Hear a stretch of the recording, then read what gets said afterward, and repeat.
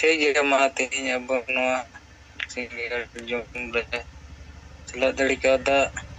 अब पार्सी जितके संगे सलकान मुर्मू सलाते छात्र ट्रेन कमी को चेकन सारा जानिमा आदो इन असम पनत कोकराझार डिस्ट्रिक्ट पिचुआ बोल सिंगल वीडियो कते कमी कान तो आदो जहां नय अब अतो अतो चरको बन पसना कना आदो नोगे आले तीन पिचुगा बार मेना तीन अडी संगे संताड़ बजे को चुकन और गे तीन आले चरको पसना के और अड़ी ina 700-800 पसना केदा थोड़ा आलेटे उनका चरकट को चबाव कना ओना केते अडी कम पसना दड़े दा आदो तिहिन ओंडे अडी बेस हताव के ako और ओना को हको नेल के आदो नितो ना नोना बिचार दो जहां लकर गे अतो अतो सिटर को और ओना नोते हो संगठन मा अडिगान के मेना को ना आदो नितो तो ना को बुझो ᱧᱟᱢᱟ जहां सोशल मीडिया रे घुरले कना नो को मा को ᱧᱮᱞ गया आदो ओना सलाते ना तिन आले नोआ एरिया रे होले पसना गया आदो नितो ना चलो कना एक्शन ᱧᱟᱢᱚᱜ कना एंते खन आदो आले को खबर को ले हता दी तबना और नितो अब दो जहाना के बुगी और बड़ी को मने अब दो कमी कना और निहत के अब ओना अतो अतो सेटर ने के आला हने को मुटो को दा ओना लगी तेगे वाल रेटिंग को ले सपड़ा कना आदो असम रे तो उनका कमी को हो इने बको ता गनते आदो नितो जागे आले हुडिंग हुडिंग गिद्रा को नो ले जोड़ाव कना आदो अलग गे कुरुमुटु को तेले कमी कान तबना और आले आसमिना जरूर के गंके पिक्चर अतो तोले समांग दड़िया कना और उनको कोले बुझो चुकवा आदो निया लेका गे उनके इसे कन रिपोर्ट लेका दो ताहे कान तबना आदो मा दड़ाते सुनम को सिंगल जोरे जोहार अड़ी सराव सुपल हम गंके नय असम को कई रखै रिपोर्ट लेके तबना तमाम चिरकुट हटिंग लगे पिक्चर पासना लगे अड़ी को सनम बड़ी सराव सनम टीम को अना जा कथम लैया जे हुडिंग हुडिंग गिदिरे अब ठन दो बिचार मारांगा हुडिंग मारांगा कोना सिंध बनु आदा अपि जाय पे कमी कना बांगा आदो मारांग बिचार पे पासना और नोआ रे दो हुडिंग मारांग कोना बेपार दो बनुआ जहां तिना मारांग हड़े को तहन ना बिचार बाको समंग दड़िया और बाको रोड दड़िया तो ठीक गया चलो अब सनम को अड़ी सराव नितो ना सिंगर जूम मीटिंग रे सेलेक्ट कान पुइलु रे पो जीवित बंगा प्रसिद्ध करे दिसमो सलकान मुर्मू मैडम सविता मुर्मू आ जतो राजरेन सिंगल करता को इसे को सनम को जोहार इन बजन टुडो असम पनत सिंगल वाइस प्रेसिडेंट असम पनत सिंगल परगना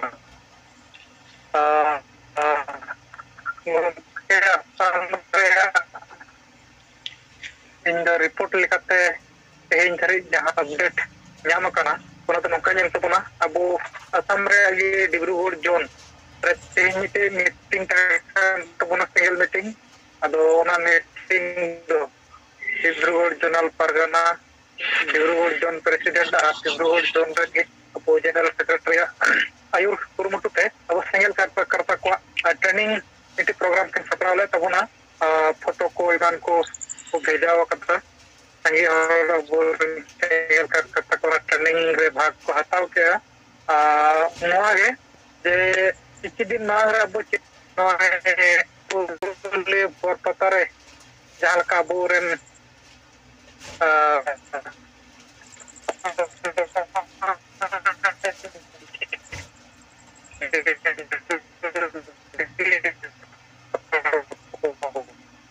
अच्छा बाजिन गंके बेस बाय ᱧᱚᱜ ᱠᱟᱱ ᱛᱟᱢᱟ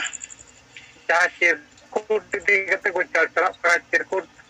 बांको कुसिया कानवा ᱟᱫᱚ ᱚᱱᱠᱟᱜᱮ ᱱᱚᱰᱮ ᱦᱚᱸ ᱡᱟᱱᱟᱢ ᱞᱮᱱᱟ ᱡᱟᱱᱟᱢᱚᱜ ᱠᱟᱱᱟ ᱟᱥᱟᱢ ᱨᱮᱦᱚᱸ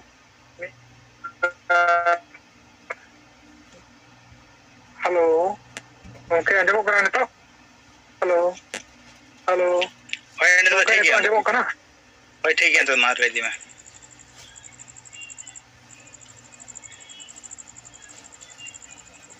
ᱦᱳᱭ ᱟᱫᱚ ᱱᱚᱣᱟᱜᱮ ᱱᱩᱠᱩ ᱱᱚᱰᱮ ᱦᱚᱸ ᱢᱤᱫ ᱜᱚᱴᱮᱡ ᱥᱚᱝᱜᱚᱴᱷᱚᱱ ᱢᱮᱱᱟᱜ ᱠᱚᱣᱟ ᱱᱩᱠᱩ ᱪᱮᱫ ᱠᱚ ᱪᱟᱨᱪᱟᱣᱚᱜ ᱠᱟᱱᱛᱮ ᱱᱩᱠᱩ ᱛᱟᱞᱟ ᱨᱮᱠᱚ ᱢᱮᱱᱮᱫ ᱠᱟᱱ ᱛᱟᱦᱮᱱᱟ ᱥᱮᱸᱜᱮᱞ ᱴᱤᱯᱤᱝ ᱠᱚᱣᱟ ᱪᱮᱫᱟᱜ ᱥᱮᱫᱟᱭ ᱠᱷᱚᱱ ᱦᱮᱡ ᱟᱹᱜᱩ ᱟᱠᱟᱱ ᱢᱟᱺᱡᱷᱤ ᱯᱟᱨᱟᱱᱤᱠ ᱟᱹᱛᱩ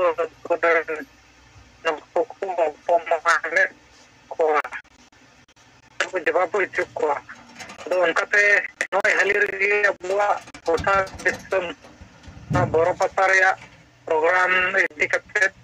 ᱪᱤᱨᱠᱩᱴ ᱡᱟᱦᱟᱸ ᱠᱚ ᱟᱛᱟᱨ ᱠᱮᱜᱼᱟ ᱱᱚᱣᱟ ᱤᱫᱤ ᱠᱟᱛᱮᱫ ᱡᱟᱦᱟᱸ ᱟᱵᱚ ᱥᱮᱫ ᱠᱚ ᱯᱨᱚᱛᱤᱠᱨᱤᱭᱟ ᱠᱚ ᱧᱮᱞ ᱞᱮᱱᱟ ᱥᱳᱥᱟᱞ ᱢᱤᱰᱤᱭᱟ ᱨᱮ ᱡᱟᱦᱟᱸ ᱯᱟᱥᱱᱟᱣ ᱱᱚᱣᱟ ᱠᱚ ᱧᱮᱞᱛᱮ ᱟᱵᱚᱣᱟᱜ ᱩᱛᱛᱚᱨ ᱧᱮᱞᱛᱮ ᱟᱨ ᱢᱤᱢᱤᱫ ᱜᱚᱴᱮᱡ ᱥᱳᱥᱟᱞ ᱢᱤᱰᱤᱭᱟ ᱨᱮᱦᱚᱸ ᱦᱳᱣᱟᱴᱥᱮᱯ ᱜᱨᱩᱯ ᱠᱚᱨᱮ ᱦᱚᱸ ᱤᱧ ᱢᱤᱢᱤᱫ ᱜᱚᱴᱮᱡ ᱡᱤᱱᱤᱥ ᱱᱚᱰᱮ ᱟᱥᱟᱢ ᱨᱮᱠᱚ ᱱᱚᱣᱟ ᱠᱚ ᱯᱟᱥᱱᱟᱣ ᱠᱮᱫ ᱛᱮ ᱱᱤᱛᱚᱜ ᱫᱚ ᱩᱱᱠᱩ ᱡᱟᱦᱟᱸ ᱦᱚᱲ ᱟᱨ ᱱᱚᱣᱟ ᱡᱚᱵᱟᱵ ᱠᱚ ᱮᱢ ᱦᱚᱪᱚ ᱠᱟᱱᱟ ᱟᱫᱚ ᱱᱤᱛᱚᱜ ᱵᱟᱰᱟᱭᱚᱜ ᱠᱟᱱᱟ ᱩᱱᱠᱤᱱ ᱜᱚᱢᱠᱮᱭᱟᱜ ᱠᱟᱛᱷᱟ ᱥᱮᱫ ᱠᱷᱚᱱ ᱡᱮ ᱱᱩᱠᱩ ᱠᱚ ᱵᱚᱛᱚᱨᱚᱜ ᱠᱟᱱᱟ ᱱᱤᱛᱚᱜ ᱫᱚ ᱚᱱᱟ ᱢᱤᱴᱤᱝ ᱠᱚᱫᱚ ᱵᱟᱠᱚ ᱦᱚᱦᱚᱭᱟ ᱚᱱᱟ ᱵᱟᱰᱟᱭᱮᱱᱟ ᱟᱨ ᱛᱮᱦᱮᱧ ᱟᱵᱚᱣᱟᱜ ᱴᱨᱮᱱᱤᱝ ᱯᱨᱳᱜᱨᱟᱢ ᱟᱹᱠᱤᱱᱟᱜ ᱤᱭᱟᱹᱛᱮ ᱟᱹᱰꯤ ᱵᱮᱥ ᱦᱩᱭᱮᱱᱟ ᱟᱵᱚ ᱥᱮᱸᱜᱮᱞᱟᱜ ᱚᱱᱟ ᱞᱟᱹᱜᱤᱫ ᱛᱮ ᱥᱟᱨᱦᱟᱣ ᱦᱚᱧ ᱮᱢᱟᱜ ᱠᱚᱣᱟ ᱮᱱᱟᱱ ᱫᱚᱥᱟᱨ ᱛᱮ ᱡᱟᱭᱜᱟ ᱡᱟᱭᱜᱟ ᱛᱮ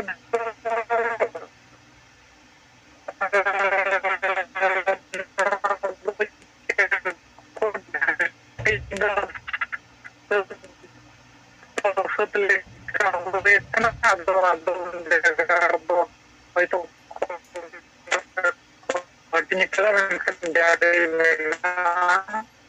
ᱪᱟᱞᱟᱜ ᱛᱮ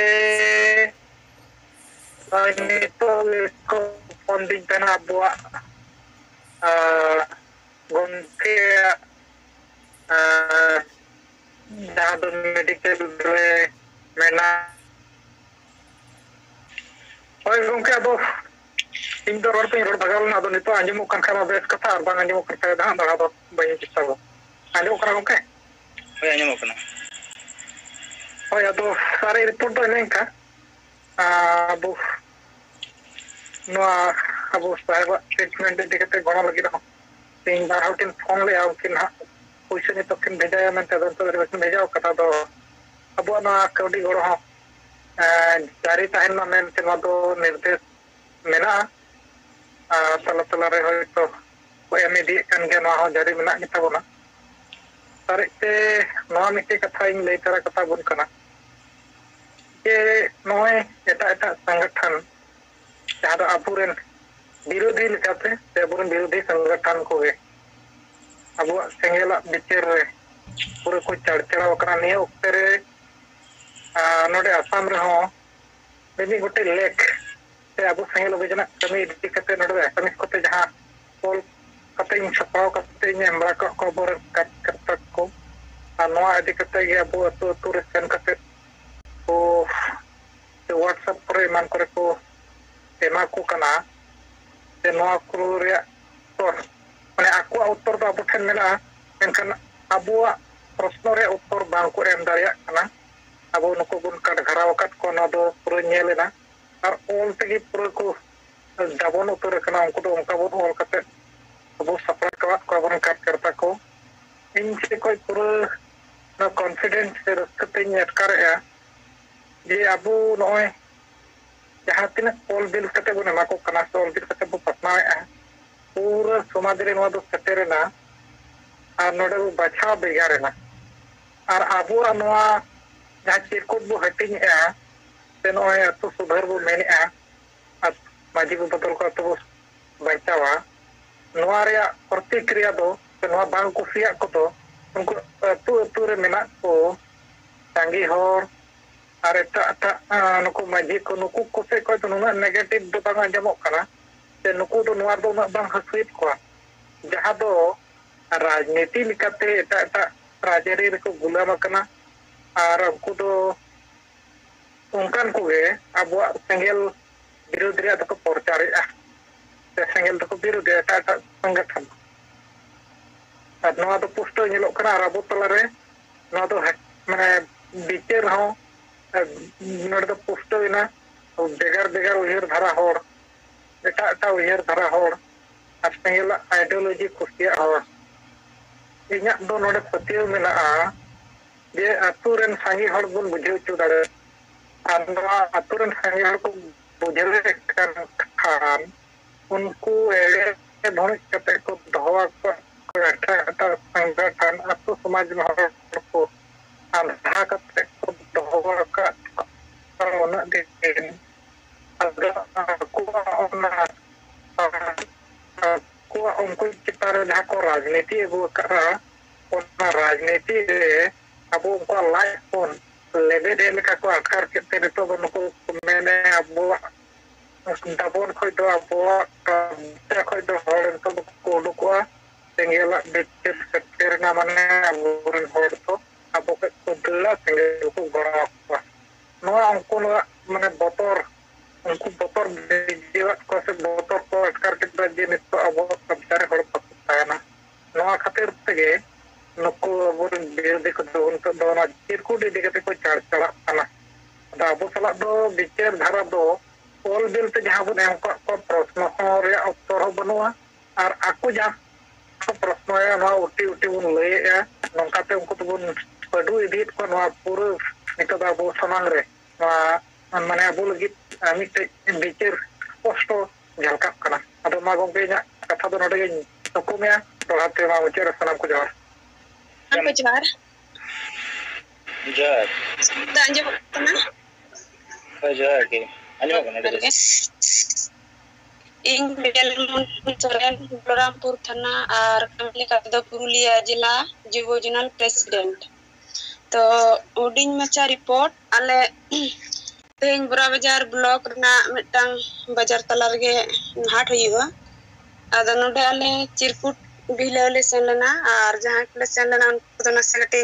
को जे बुरा बाजार ब्लॉक जुबो महिला मोर्चा प्रथमी मुर्मू और उनका के सिंगल पारगना नुई डिविजन टुडू सहायक नाय मोसरेन नुई दो शिक्षणा और पुरुलिया जिला महिला मोर्चा बिमला बास्के साथ निवारण बास्के और बलरामपुर थाना चोली सोरेन सिंगल स्नान को कुल तहे कना आदो नया होय अंजो कना अच्छा मन रोड देना डिस्टर्ब लन तमा होय अब नोडे नवा चिरकुट बिला तलाते नोडे यला कना जे अडिगन दो मैंने ako chet kana chet bang ado hoyto jahay ko nyel ase no circuit nyel saate nuku ko menea je bang no menda ko o chet pe bile da dalanda oi je gong ke ona kole bile bada o menda ko na do bororia adalanda hoy bororia ge ado one je ma ho kana le ado sabet ge ko node do kono iye do ba ko rakawa kada ara dusre ko nyamok kana chet kana hoy no ado bororia ado hataet ge ko bari do ba ko yer ka जतो गे दिकु को कहता के संतार को आदो आले ते नय ते दबिते पुरुलिया जिला रे जहां दुटार प्रॉब्लम दा आदो ओना गे ठीक मचा से बई रिकॉर्ड दाड़े कना ठीक है डिबे जाय मन आदो होय ओना गे आदो होय आले ले बिले के बलरामपुर हाट उर्मा हाट कांटाडी हाट रंगा पत्ता बोरो पत्ता आ बुरा बाजार हाट आदो उनका के आरो ले चेष्टाय नवा करे छोटो छोटो हाट करे हले बिलेवा और उनका के तेहन मी हर ओंडे रान आकरिन हे लेन तहन बंधवान श्री हर गे तहे कन आदो उनी चिरकुट को ले मा हदिया आदो अडी घड़ी पढ़ा बड़ा के आदो एटा किछु दो बाय मेने का उनी तायम ते मेने मेंदा नवा को बिले दो मेने नवा पोड़ाडी हाट रे आदो दमे गान को के मेंदा ए बिले उनका आदो एन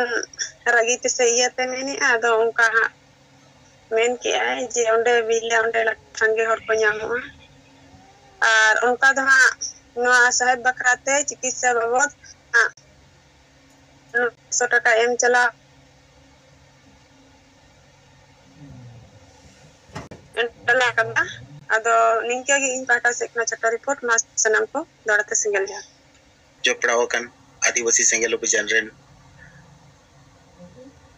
सानाम सेंगेल कमिया को सेंगेल लीडर को साथ आवरेन आयुरिया आवरेन लौड़िया आवरेन जी अतन सल्तन के साथ आवरेन जहां लेका मैडम सुमित्रा मुर्मू साथ आवरेन युवा लीडर तिलका मुर्मू जते मुर्मू साथ सानाम को के इन पाता से कोना आदि गुण माना सारावर जोहार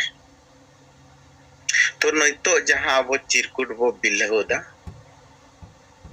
माझी बो बदल को आतु बो बांचावा नोआ दो मिटन बिचार धारा कना नो बिचार धारा समाज तलारे अब बो पासनावेया मेनखान नोआ खातिर ते जहां को आड़ीसो कना जहां को एटकेटोड़े को बुझेदा नुकु दो सारी उतर के माने नोआ समाज रेना नितो चेत परिस्थिति मेना हापेन दिन चेत परिस्थिति तिंगुना आगाम नागाम संपर्के नुकु तो कोनो उहर आर बिचार के बानुआ सिर्फ नोआ सेंगेल अभियान रोड कना नोआ कारण ते विरोध को छुटवा कना बखाय नोडे मा अबो सेंगेल अभियान दो नोआ कथा बाय में आले माझिले बदल को उनका कथा मा बाय लेया तो सेंगेल अभियान माझी बदल को लगी दो कना नोंका कथा नुकु को रोड कना माने नुना भांगकड़ा माने नोआ को तो सनामा माने बांग बुझते आकोरेन किछु दलाल को बोलीते नुकु को नोंका को रोड़े चिदा से अब जदि नोंका बो नेला आतु आमा माझी हो आमरेंगे आमा आतु आमरेन माझी बाबा पाय बदल दाड़ेवाया आम ओना आतुरेन गुनी गुरीब ओना आतुरेन जहाय गिरबासी केते मेना को नुकु जदि को मनेया नवा आतुरेन माझी बाबा बदलिया ताले खान उनी माझी तो बदल दाड़ेया बखा जहां तीन मारंग जहां लेकन संगठन के हुईने अकोय हो ओहय बदल दाड़े के तमा आमरेन माझी आर आमरेन माझी बाबा दो तो नोडे विरोध रे चेत मेना एनते रहो को विरोधिया कारण नुकु को बडाया नोआ बिचार जदि समाज होटेन सेटेरोआ ताले जहां आले नोआ माझी परगना स्वशासन व्यवस्था नुतुमते समाज तलारे जहां सुविधा ले भोगिया जहां गुंडागर्दी ले चलावया होड़ आलेया कथा तले गोलाम बिरे ले दहो का को कना आलेया आले लेका तले व्यवहार दाया को कना नोआ चापा नोआ कारण ते नोआ बिचार धारा नुकु समाज तला रे ओए तेबो आदि एटकेटोड़े से लोग जदि बाम बदलिया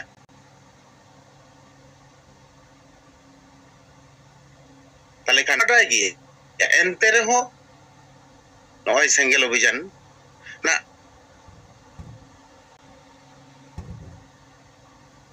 के जे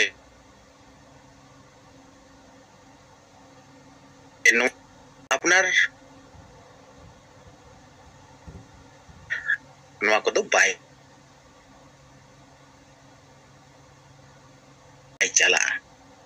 को कथा में बड़ा कते के सानाम को के दोहराते जोहार चाल करते इना कथा मुझे के तबना कम को जोहार लिंग बंगल को डीजे प्लेटफॉर्म कमेटी करते ट्राइबल एसोसिएशन जनरल नेतृत्व कमिशन को कटित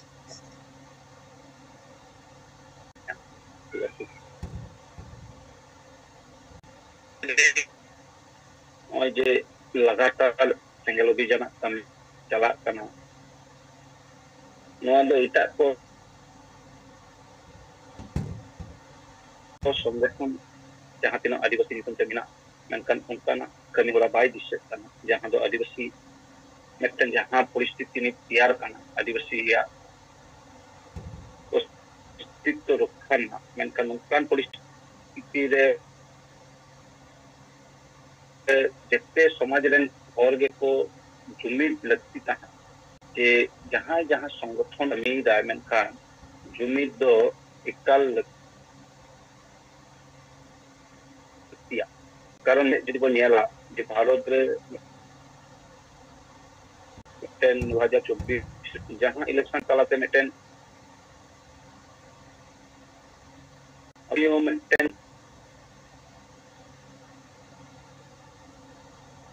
जायगा रे बाहरा कभी होरा चला ए चले माने इंडिया एयरलाइंस तलाते और मिटेन दो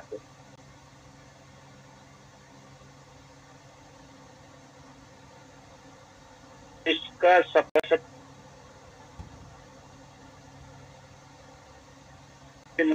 जहां दो मिटेन तेनी के आय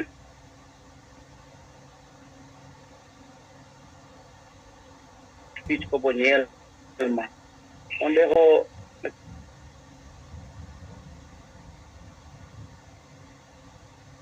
समाज रे मिटेन भारत रे अधीन जुग खन मेना बोना प्राय 25 करोड़ नुकुआ कथा चाहे मानव दल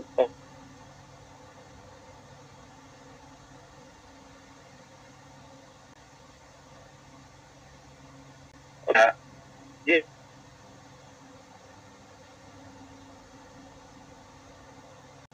मुहिम परिस्थिति अभी माने अस्तित्व बचाव ना निकल में परिस्थिति रे मेनखान नय जे आदिवासी निकम ते जहां को संगठन चला कना अब सेंगल अभियान एजेंडा फिक्स किया अब चे रो खोय कना अब एजेंडा एकदम परफेक्ट किया फिक्स किया कि अब वो खोजो कना जे आदिवासी धर्मीय मेटन पहचान हुई भारत रे जहां पे आदिवासी को बंचा अकवा अस्तित्व बंचा सारना धर्म कोड नीतिम ते हो न्यामो मा ते जहां नीतिम ते के मेटे धर्मीय मेटन छाप मेटन आदिवासी न्यामो मा नो अब पहला मेटन डिमांड सेकंड डिमांड दो जहां तो गार बो मोने तो निका जहां झारखंड को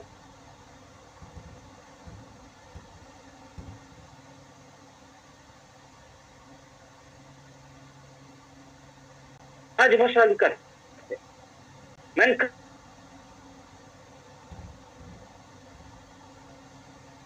कर नहीं तो ओंडे सरकार में ना अब इसको ही माने बाय दिसे कन आर मेटन डिमांड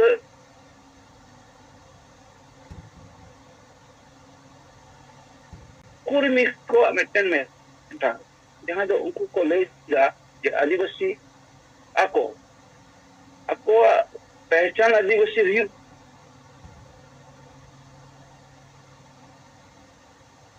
को अर्गो कन ako नेतृत्व को एमदा एवं तमाम पॉलिटिकल दल एक बार या बात करते जेते हर के उनको फेवर रे समर्थन लेकिन माने बुझो कन अब आदो होय जे मेटन पिया पुनिया एजेंडा अब फिक्स किया तो अब वो बुझो कना जे आदिवासी माने जहां दीर्घदिन जहां बड़ी कथा उना और भारत को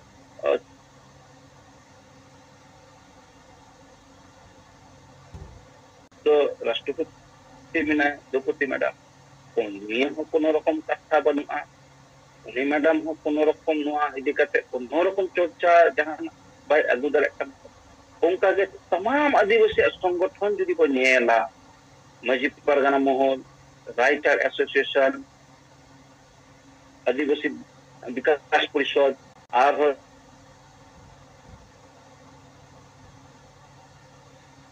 उनको कोनो रकम फोकस जगह बनो मेटन फिक्स एजेंडा अदो नो कते चिक कना कमी होरा को समाज को एक स्टेप या मेनकन ओंडे किछु ओय जे नुका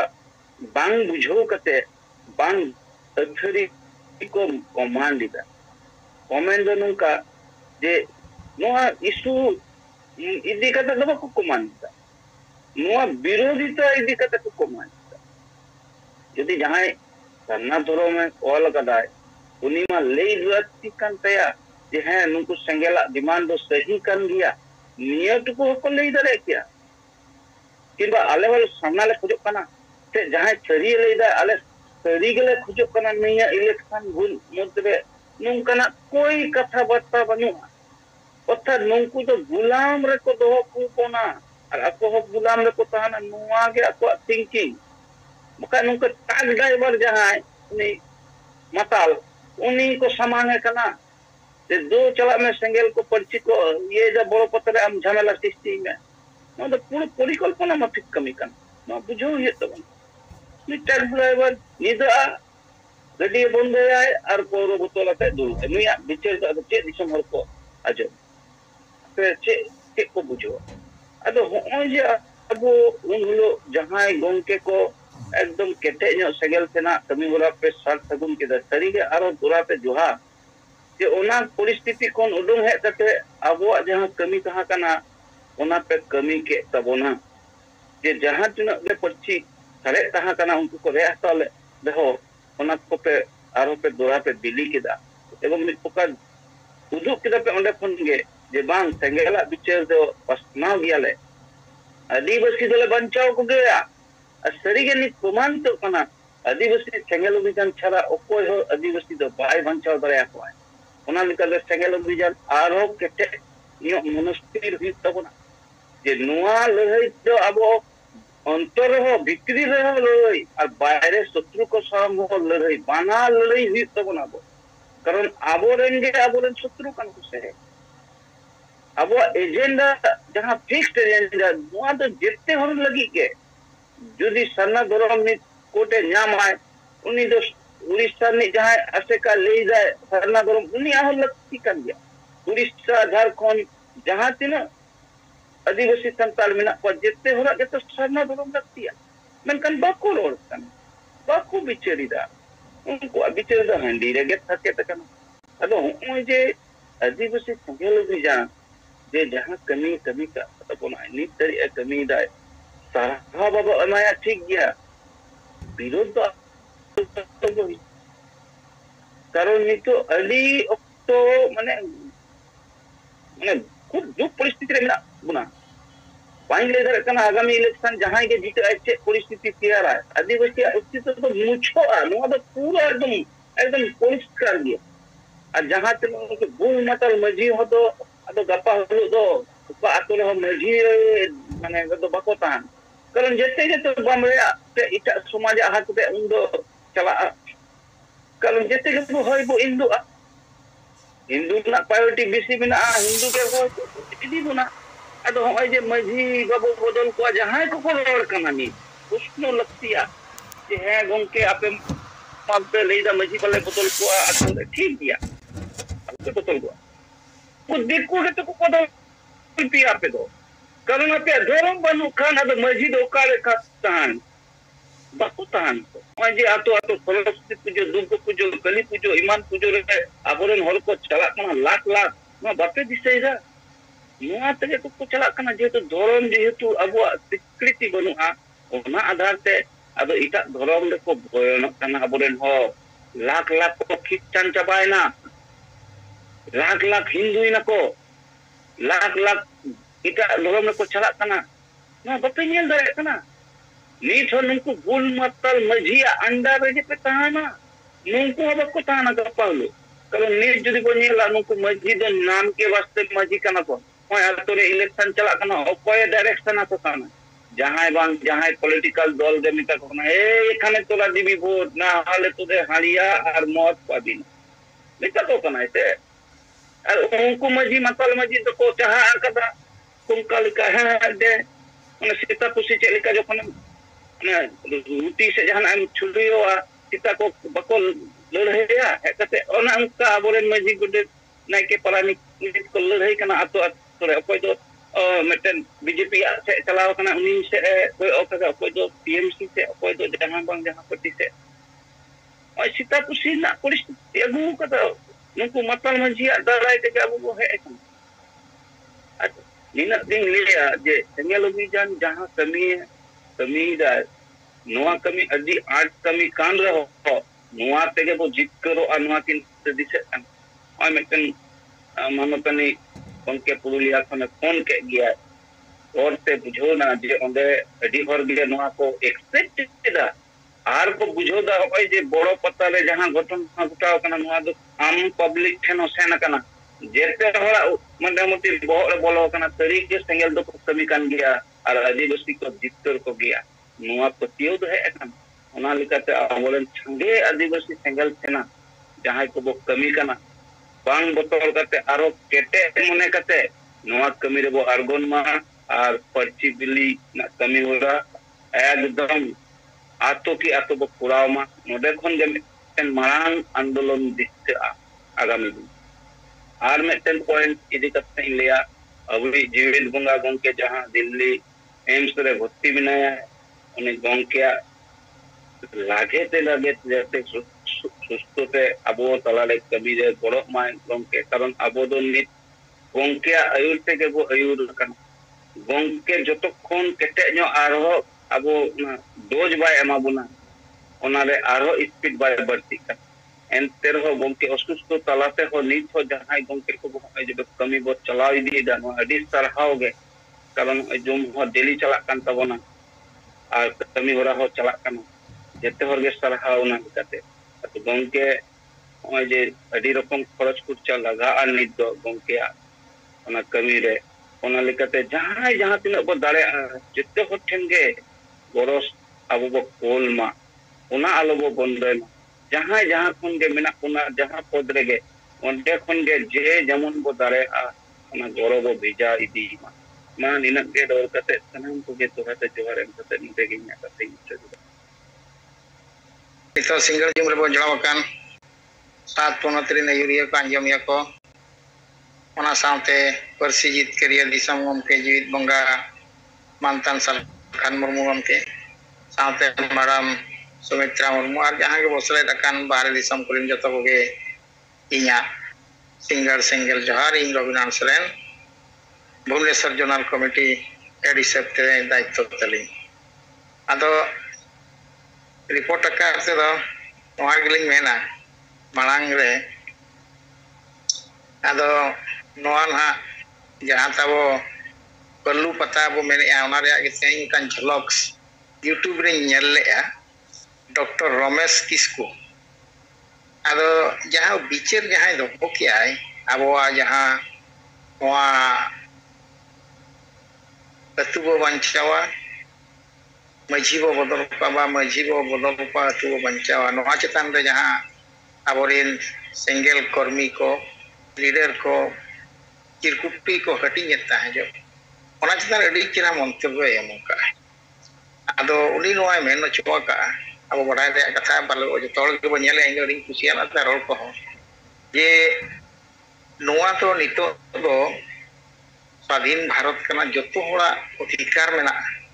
जहां रे यात्रा हुयु पता हुयु मीटिंग हुयु जहाना गे हुआ जतो होड़ गे जतो प्रकार होड़ गे ओंडे को हेजुआ जतो प्रकार पार्टी होड़ गे को हेजुआ जे नुई दो बो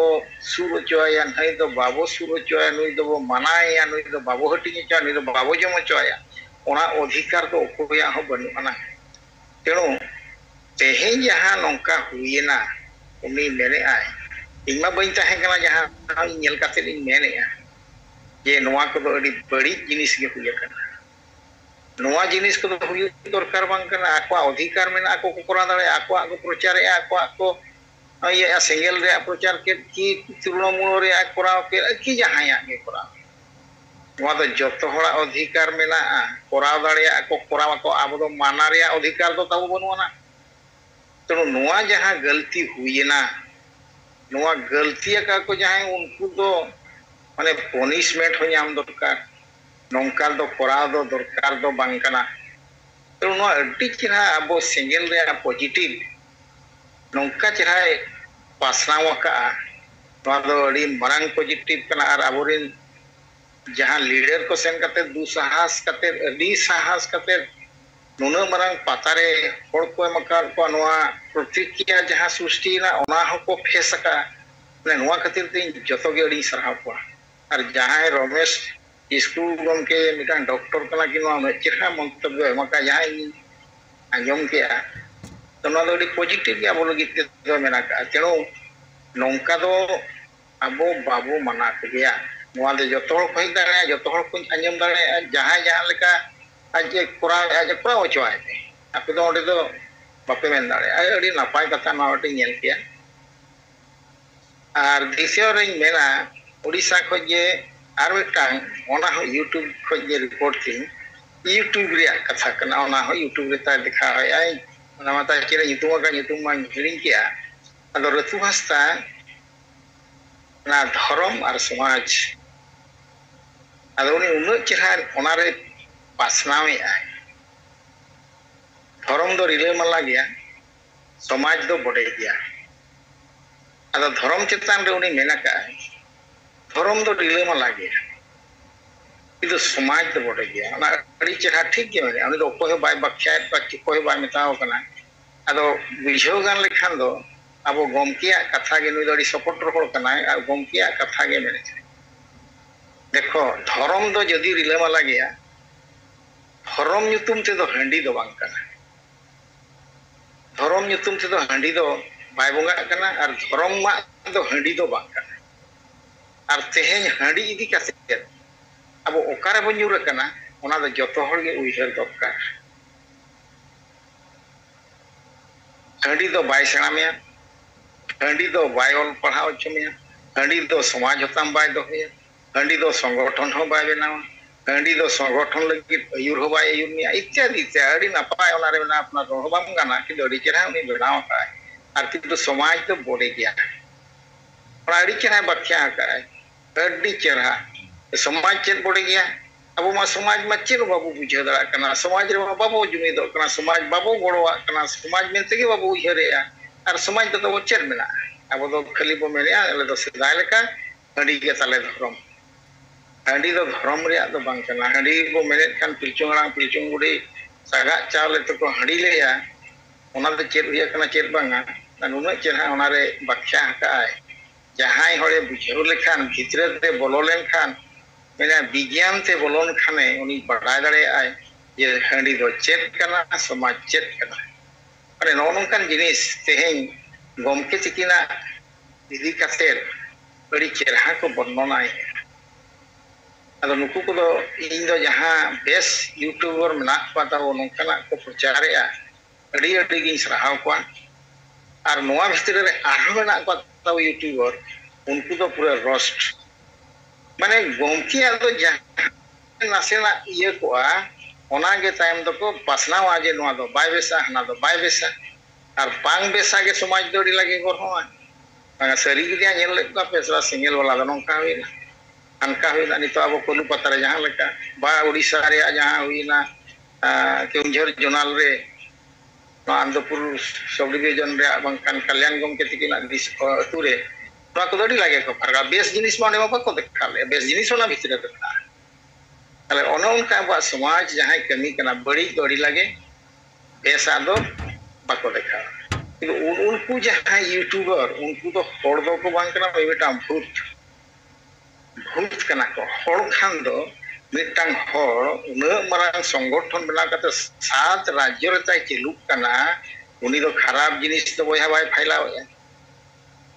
samaj susar lagi te bangkan samaj banchaw lagi te tein do sara bharat re bangkan do 7 rajyo re chalu ai tai kami noa uihar pe youtuber ko ho boka ko leka do ala pe kami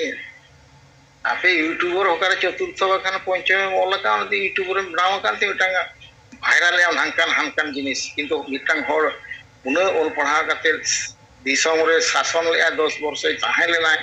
onkan hor teheng mitang ko chuto bakana samaj susar lagite samaj chilkate bancha lagite ona do bam uher leya gandu ka agar eta se andom kapal marap kana je no onkan ko ge meta ko bokat adi rokom akwa upadhi takko mena to bes jinis ona bhitre re mena bes jinis pasna pe samaj lagi uni cheri kami kana am ho ona samaj bhitre re mena ma samaj jodi gujuk khan to am hor youtuber bam banchawa am hom gujua samaj gujuk saate am hom gujuk am do bam tahena one onka katha ado bes hor adi gan ge mena ko adi bes katha abo ako prochare kharap hor mena ko bes jinis bang orok de kharap jinis na se na kan marang ko highlight tino noa khatiro abo adi jahan chalu akana podokshep bo idiet gya gota ge Odisha re ko idiya Bengal re ko idiet gya Jharkhand re ho ki Assam re noa ko do podokshep bo idiet gya nuku chetan ar huyuk kan gya ona re pora boro ko nyamet gya no noa metang katha ar metang mena last re ᱟᱹᱰᱤᱜᱟᱱ ᱱᱤᱛᱚᱜ YouTube ᱠᱚᱨᱮ ᱪᱟᱞᱟᱜ ᱠᱟᱱᱟ Facebook ᱠᱚᱨᱮ ᱪᱟᱞᱟᱜ ᱠᱟᱱᱟ ᱱᱟᱨᱟ ᱠᱚ ᱢᱮᱭᱟ ᱳᱰᱤᱥᱟ ᱨᱮᱦᱚᱸ ᱟᱹᱰᱤᱜᱮ ᱡᱮ ᱱᱚᱣᱟ ᱫᱚ ᱢᱟᱨᱮ ᱠᱟᱛᱷᱟ ᱠᱟᱱᱟ ᱚᱵᱚᱥᱥᱚ ᱟᱵᱚᱭᱤᱡ ᱯᱨᱟᱭᱤᱢ ᱢᱤᱱᱤᱥᱴᱟᱨ ᱡᱟᱦᱟᱸ ᱱᱤᱛ ᱢᱮᱱᱟᱭᱟ ᱩᱱᱤ ᱢᱮᱱᱮᱜᱼᱟ ᱡᱮ ᱢᱟᱱᱮ ᱟᱨᱚᱠᱷᱚᱱ ᱟᱵᱚ ᱨᱤᱡᱟᱨᱵᱷᱮᱥᱚᱱ ᱵᱟᱠᱚ ᱧᱟᱢᱟ ᱚᱱᱟ ᱫᱚ ᱡᱚᱣᱟᱦᱚᱨᱞᱟᱞ ᱱᱮᱦᱨᱩ ᱡᱟᱦᱟᱸᱭ ᱢᱮᱱ ᱞᱮᱫ ᱛᱟᱦᱮᱸ ᱡᱮ ᱯᱟᱨᱞᱟᱢᱮᱱᱴᱟᱨᱤ ᱠᱤ ᱠᱚᱱ ᱚᱱᱟ ᱠᱚ ᱜᱷᱳᱥᱟ ᱠᱟᱛᱮ ᱱᱤᱛᱚᱜ ᱳᱰᱤᱥᱟ ᱨᱮ ᱟᱹᱰᱤᱜᱟᱱ ᱡᱟᱭᱜᱟ ᱨᱮ ᱧᱮᱞᱚᱜ ᱠᱟᱱᱟ ᱱᱤᱛᱚᱜ ᱵᱷᱟᱭᱨᱟᱞᱚᱜ ᱠᱟᱱᱟ जे आदिवासी मुर्दाबाद चिली जय नारायण जिंदाबाद अदो नोआ को ना दो मारे कथा कना अवश्य नितो नोंका चलुक कान रे हो संगे संग रिएक्शन एक्शन दो केवड़ो मानतान सलखान मुर्मू आमेना बांकान ओना साथे आदिवासी सेंगेल अभियान जहाना गे हुयुक कान आदिवासी चितान रे नुई गे संगे संग एक्शन होता है रिएक्शन होता है मेना और बांकान भारत वर्ष रे जहां तिना गे मेना आकात को नितो गावता दिकुआ हुयु कि अबो आदिवासी को हुयु जहां गे मेना तबो की संतान को मेना ओकोय को समाज लगी तो बाको चिंताया नुना जिनिस नवा को मेले रे हो ओकोया हो रिएक्शन गे बाय हुयु काना नो नोका नितो अबो आनेलो काना केवल अबो छडा काते पालेन इदिन मेना ओकोय हो समाज बांचा लगी दो बनु जतो समाज गगज लगी और अको दो नुना कटेज हो बनु ना ताको एजेंडा दूरदृष्टि हो ताको बनु ना जे नेल जाम कते चेत बो मेना ओना हो ताको बनु तो नोनोंकान जिनिस नितो दो गोटा चलु काना जे आदिवासी को बाबो एमा को जे हरिजन को बाबो एमा को नोआ हो नितो नारा चलु काना होय तो नुई सरकार आरो हेलेन खान चेले कमिया चेल बंगना बाबू मेन दाड़े तो नोनोंकान जिनिस अडी रकम जिनिस गे नितो समाज पेपर करे बा न्यूज पेपर करे हिंदी इंग्लिश ओडिया गोटा करे गे नोनोंकान हो रको कान गया आदो समाज आबो नितो ओका अवस्था रे सेटेरेन गया आबोरिन होड़ आदिवासी होड़ ओका स्टेज रे मेना बोना चेत खातिर नोआ मेना बोना नितो पर्यंत ओकोय होड़ को बाको बड़ा दाड़ा काना केवल आदिवासी सेंगेल अभियान आबोई अध्यक्ष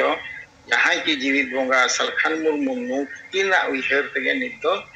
मेना जे चेत हुई दाड़े चेत बांगा समाज लगी ते चेत कमी हुआ तो नोनोका नितो आबो भारत वर्ष आदिवासी को परिस्थिति बांग ओना साथे आदिवासी सांताल समाज रे परिस्थिति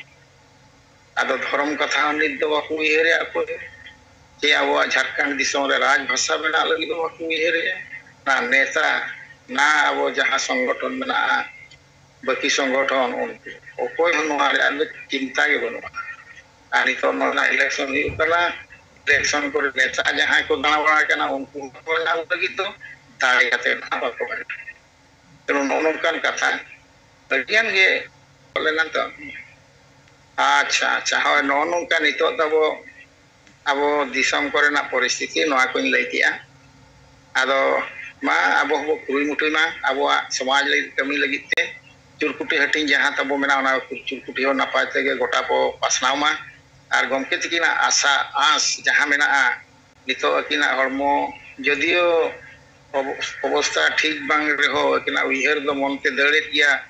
जे इंग्रिन सैनिक तिना को कमी कना तिना बांगा ओना कि उइहर गया आर ओना हिसाब ते अब अकिन भलाई काते हिजु ते दो कम से कम अब 60% 70% दो कोपर का मा आजम लेखा के रस्के मा जे बांगा जहां हो इंग्रिन सैनिक तो को कमी कांता है जे आलो ओना इदी काते अतु बो बांचावा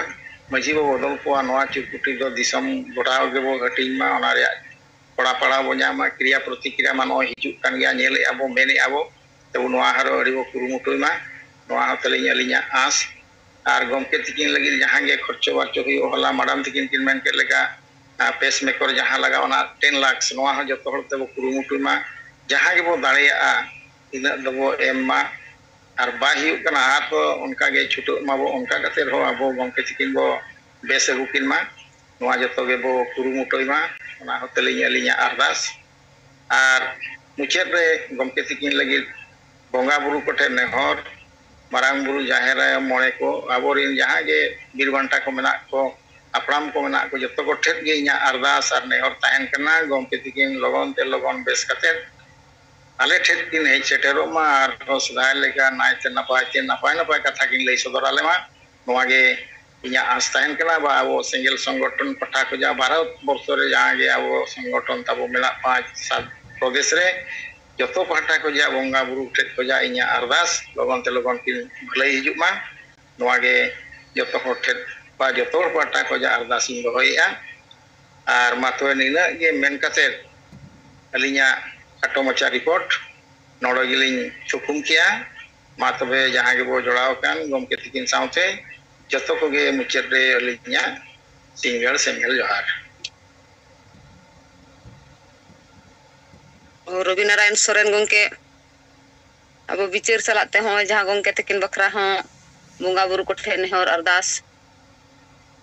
लगिते अब सेंगल पस्टा से खोज अडी गुणमान सरहाव और जोहार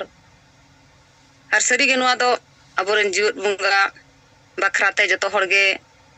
सेंगल कमी को सलाते सेंगल परिवार जहाँ तिने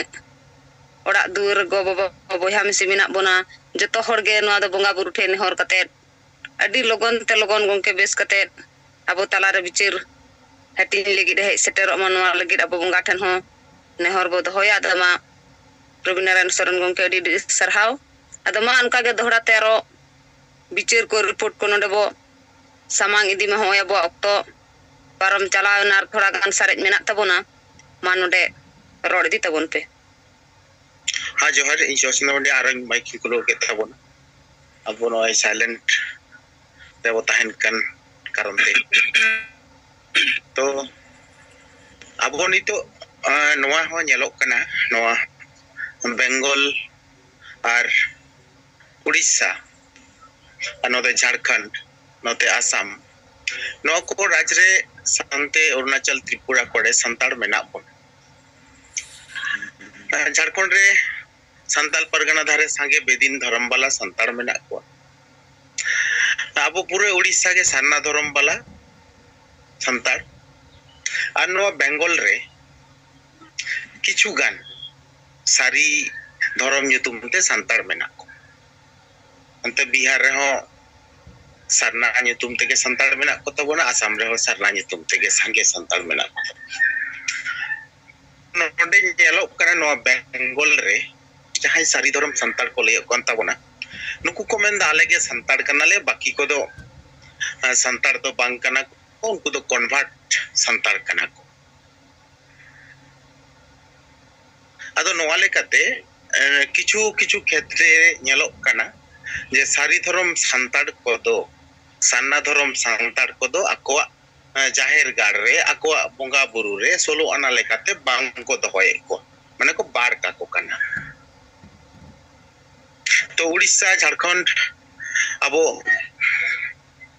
जहाँ तीन संताड़ के मेना कोना अब नोआ को चेतार रे रोड हिजू दरकार कना जे डुप्लीकेट तो कोई कना और नोडे मेक्टेन कथा नोंका अपनारा बिचार ते नेलो कना जहाँ नुकु सारी धरम संताड़ को ले कान ताबोना नुकु तो गुरु गंके जहाँ अलचिकी जहाँ सिरजोना का तबो जहाँ अब गुरु गंके अलचिकी समांग का कोना ओना अलचिकी दो को अपना रखा मेनखान गुरु गंके जहाँ धर्म कथाय लई कदा सन्ना धर्म रेना कथा सन्ना धर्म ते अब आदिवासी को जुमिदो रेना कथा जहाँ लई कदा ओना तो बाको अपना रे तो बुझे कना नुकु तो निजेर लाज लागिते नोआ संताड़ी पारसी आर नोआ संताड़ी चिकी अलचिकी दो को अपना रखा लाज लागिते मेखान जाति लागिते जहाँ धर्म ओना रे तो नुकुआ कोनो गरज बानुआ तो नो नोंकान सारी धर्म ᱧᱩᱛᱩᱢ ते जहाँ तिना अबोरेन संताड़ को मेना कोआ चेक लेका चो बुझे कना नुकु दो सिर्फ गुरु गंके को अपनारे कना आकोआ माने लाज लागिते से पेट परिवार पालाव लागिते जाति सावता धर्म bancao lagi tedo bang. Uniak janam maha ko manawa. Uniak sange onol boy ko padhawa, ona reko researcha. Ente rehon Guru gongke jaha dhorom talate adibasi ko jumi riyak kathai lei leda. Onde doko biroda lei ko ona do ere katha kana, guru gongke do bai men ka. To abo nito jaha nyelok kana sari dhorom santar ar sarna dhorom santar talare miten adi marang kontroversi tinggu akana. No nungkana menkan nuku bedin bala jaha ko meneda unku santar salak do nuku etketore banu. Unku salak te do nungkana kono kontroversi ge banu kuwa. Birod re banu kuwa je unku bedin jaha ko layok kana unku ho dela sari dhorom rebo prochar prosar kate sari dhorom rebo agu kuwa. Nongkana kono bicar dhara do banu takuwa. Menkan jahai santar sarnai leida uni do ekdom adi badik nojor te adi badik met te ko nyele kana. Mane nuku ten do noa dhorom code re jaha rengej jaha tetang noa to ekal ge banua. Ona karon te no nongkana mane jaha dhorom nyutum te nito sange adibasi ko jumit dikana jaha te ladhai lekhan dhorom code nyamoa onata jayga re do birod ko dekhaoya. Baki no adibasi santar ko talar adi uter dhorom katha layok kana. Ona ko lagi to ona kore santar ko chalak kan redo unkuak kono etketore banu. To abo Odisha, Assam, Jharkhand, Bihar, hante Arunachal, Tripura sange santar abo jahai sana dhorom bo menda. Nito do sari dhorom sala mid prokar abona che in leya. Ontor mane griho juddho leka juddho do bandhaw akan. To noa lagit te abo kintu sapra tahen lag kana. Inya uyhar te noa doing mone tabona. To main kan niya ko katha dorha te men kate. Inya katha nyu muchet ke tabona. Ado abo node bicher ko katha ko borod itima silent alo huyuk ma johar.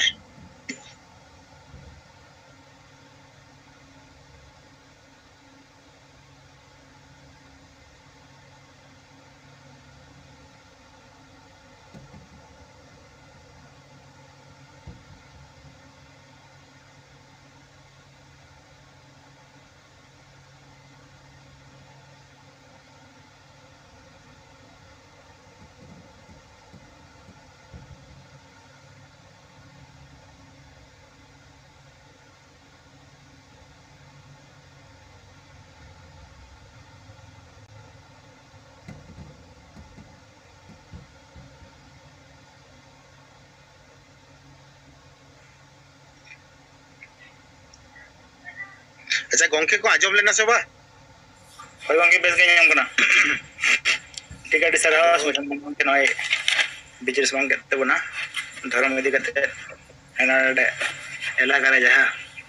sari sanna bidin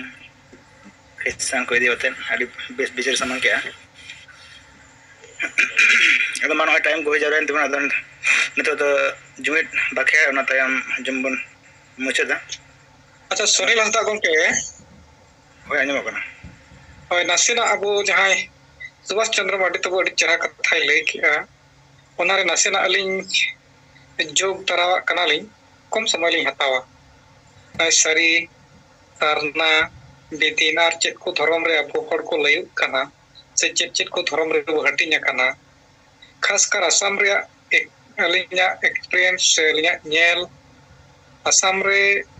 abu sengel jahatin khoj abu जीवित बंगा परसुजित के नोडे hedge kana इन खोगे ओना मांग दो अलिन हो अबु कोरन होर जहां the Abu सेंगल सला को गाती kana अबु कोरन होड़ा उपरुम दो जत्तो हड़ के बिदिन को लय ता जहां को तो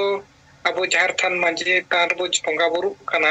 बाहा सराय एरो चंताल बो बंगा बुरु kana नुकु संताल आदिवासी को गे अबु नोडे हो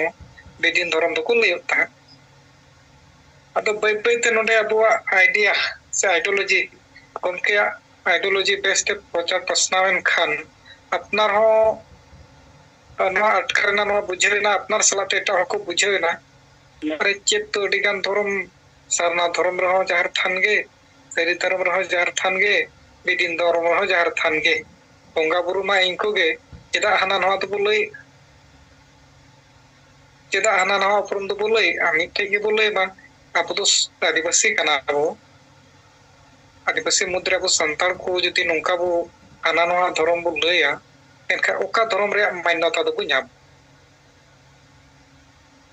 जतो हड़ा पाना पेन बो लैब खाय दो अदो नितो नोडे आसाम रे होय अबु जहातेन बो गाते कना जहातेन बो जोटाव कना अबुआ फेवर रे अबुआ सपोर्ट रे अबुरेन होर नितो तो सरना रे कथा को रोड चित केता बुझाव चित केता से अकोते नितो तो सरना को लय कना से अबुआ सलात तेन को अडिगान समर्थक को सरना को लय केदा बिदिन दो को बगे आर नुकु को अबु को तला खन गे अडिगान होड़ मेना कोआ नुकु दो ना नुकु बांग को बदल दाड़िया कना मारे उहर मारे विचार रे मेना कोआ नुकु बुल माताल होड़ दो जहां दो अबु सला बाको गाती दाड़िया कना उनको दो ना बिदिन गे को लय अबु तला खन गे तो खासकर नवा झारखंड दिसम रिया उत्तर अंचल जहां दो दुमका पाकोड़ साहेबगंज नवा करन होड़ को नोडे आसाम रेन आले नवा लोआ खासकर मेना आले लोअर असम बीटीआर क्षेत्र रेन होड़ संगे माने आचार व्यवहार दो नको दुमका दिसम सला मिलक कना और आचार व्यवहार दुमका दिसम सला मिलक दो नवा गे माने उनटेन को हर नितो अबिते बिदिन को लैया अदो नोडे नवा एटकेटोड़े तलारे बुझे कान ताहे जेहेतु आले आसाम रेन हड़ दो झारखंड दो मारे दिसम ले मेता अदो नोतेन को हर पहिल जखन अबो संगठन बो जोड़ाएट को ताहे इना वक्त को मेना रे मारे दिसम रेन हड़ गे नोंका बाको लैया मारे दिसम रेन हड़ गे तो नोय बाको परिवर्तन कना अबो दो अकोय लय ची अपना अबो दो अकोय आयुर तो बो चला ने मारे दिसम रेन हड़ गे बाको सोचे कना अबो बो सोचे ला से अबो गे बो आयुर ला उनका को मेरे ताहे अबो को तो जुक्ति तर्क तो नवा गे बो नेमे कान ताहे अबो तो मारे दिसम से नवा दिसम जतो हड़ बो समान कना नवा भारत दिसम कना ओका हो मारे आ नवा दो बांग कना ओने कोन बुन हेज कना मेनते ओना दो मारे ना ओना दो बांगना भारत दिसम रेगे मेना और जतो हड़ा गाड़ दो कना मारे दिसम माने झारखंड दिसम दो गाड़ कान गया और ओंडे दो नेले आबुन बई बई ते संगे हड़ को कन्वर्ट कानते अपुरन हड़ माने संगे हड़ को इसयो कानते नवा जातीय चेतना माने जातीय चेतना जेत चेतान रे उइहर बिचार ओना कोई तो हड़ को भड़काव अचो कना माने सिविल दुलर नवा समाज चेतान गहिर उइहर